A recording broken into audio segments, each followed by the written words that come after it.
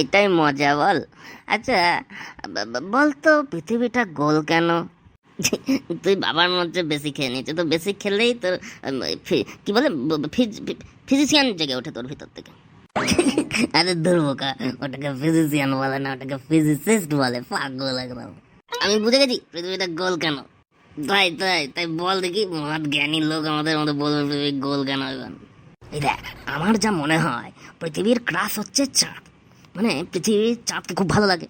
এবার চাঁদ তো গোল, তো পৃথিবী দেখছে যে না, ওকে পটাতে হলে তাহলে আমাকেও গোল হতে হবে, তাই পৃথিবীও গোল হয়ে গেছে। মানে তোর কথা অনুযায়ী যাকে পটাতে হবে তার মতন দেখতে হতে হবে।